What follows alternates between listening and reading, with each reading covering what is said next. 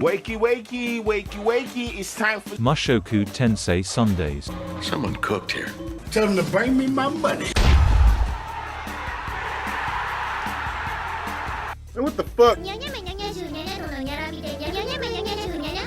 This right here is my favorite thing.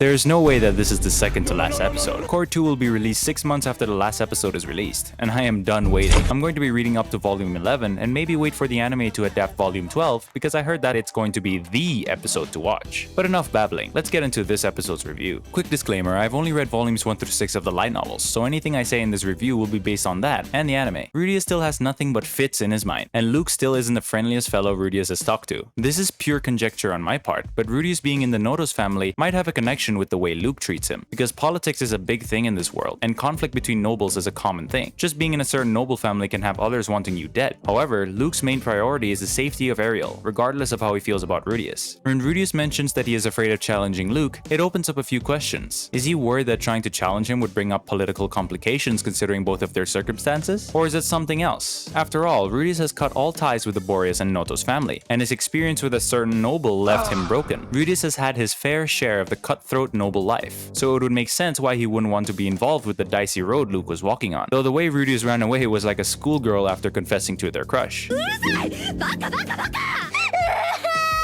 the last episode, I completely missed the fact that Ariel was the one Rudeus saw on the shopping street. I knew that Rudeus mentioned it, but I didn't pay any mind to it as it was just a hunch from him. But after you guys reminded me in the comments, I realized that it was actually a thing explained in volume 5 of the light novels, in that the Asuran royal family owned a magical implement that could turn someone into a perfect body double. Nevertheless, this episode was basically Ariel showing how fed up she is with Sylphie's bull. Ariel, being the people's hero, brings down the hammer on Sylphie and pushes her into a corner. The underlying meaning of Sylphie's failure to confess her feelings extends to not only her own hesitation, but also her duty to Ariel as a bodyguard and friend. However, Ariel really just wants to see her friend free from her worries, and it was really wholesome to see the interaction between the two. The gang proceeds to formulate a plan to ensure Sylphie's confession goes as smoothly as possible. Through the story Sylphie tells them, their reactions shift from curious to concerned very quickly, though Sylphie seems to look back at those memories very fondly despite its concerning nature. It's nice to see just how much her character has developed since her childhood with Rudeus. In that situation of Rudeus pulling down her pants, which was once a scary memory, it turned into something she could laugh about after. It's quite realistic, as sometimes when we think of embarrassing moments, we can either cringe at it or laugh about it 10 years later. This doesn't apply to really traumatic moments, but it differs from person to person.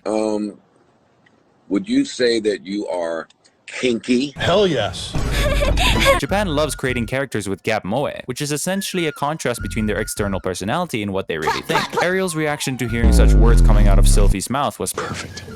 There is no room for mistakes, however, and Sylphie better do this right. The plan is put into action, and Rudy is saying that he would help Fitz out with the full force of a dragon and shoot down a flying fortress is hilarious. I wonder if Rudeus was simply giving Fitz a hard time with all this talk about having someone else find the flower for them. It's like he was intentionally flaunting his dense protag syndrome. This is pure conjecture on my half, but I wanted to point out that we as the viewer are usually given a glimpse through Sylphie's sunglasses, with the studio making it appear transparent. In my opinion, I don't think that Rudeus sees it the way we do, which would add more to why he doesn't recognize her. Lucky for us, we get to see cute reactions on her face through these transparent sunglasses. As they make their trek towards the forest, Sylphie asks if she should pay Rudeus for his troubles. Rudeus insists that this is a favor, but in this world, being accommodated for doing things for others is a normal thing. In volume 1 of the light novel, he learned that Roxy had been helping out the farmers with things like making it rain over their fields after a long drought. Although the farmers were thankful for this, they still accepted Roxy's terms and paid her. Rudeus initially wrote it off as greedy, as in his old world Japan, helping someone in need without asking for anything in return is a Japanese custom.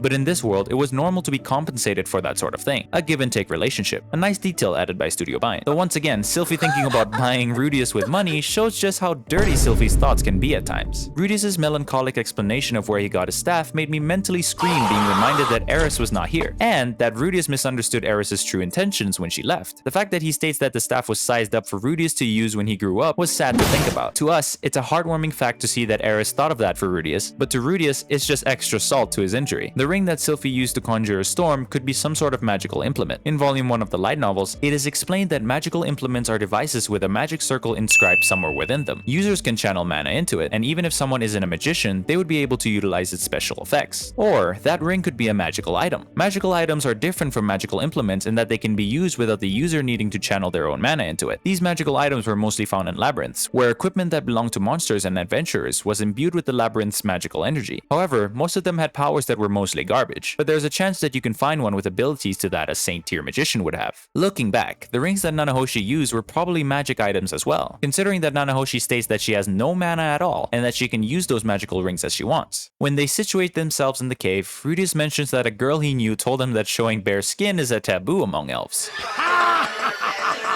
Did you forget about me?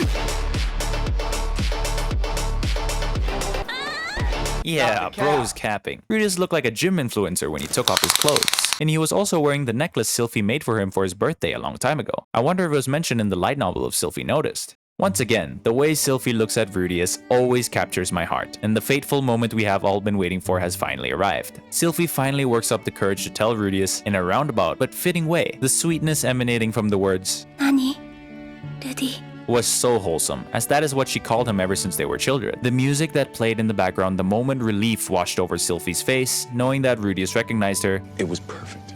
Sylphie even managed to confess her feelings that she had locked away for a long time. Bravo to Studio Bind. Honestly, this was a really wholesome moment that we viewers have highly anticipated. If there was one minor flaw that I could take from the scene, was Rudeus' seemingly lackluster reaction. However, there might have been much more going through his head than the anime shows. And that's fine, because it's hard to adapt every single little inner dialogue a character has. Overall, this episode was one of the most enjoyable and wholesome episodes in this core by far. Learning Sylphie's pervy side was fun to see. Never would have expected her to have this side to her. And it was nice to see just how much Ariel and Luke care for Sylphie. Rudeus hasn't given an answer to Sylphie's confession, but I bet that will all be revealed in the next episode of Mushoku Tensei. This also happens to be the last one for this core before we have to wait another 6 months. My single source of content will be stripped away from me, but don't worry, I have other things planned instead. The next episode seems to be titled, I Want to Tell You, and it seems like the wholesome moments between Sylphie and Rudeus have only just begun. Thank you for watching. We hit another milestone of 2.4k subs. You guys never fail to amaze me. I don't want to bore you with the sappy stuff, but I hope you'll stick around for the content I have planned for the future.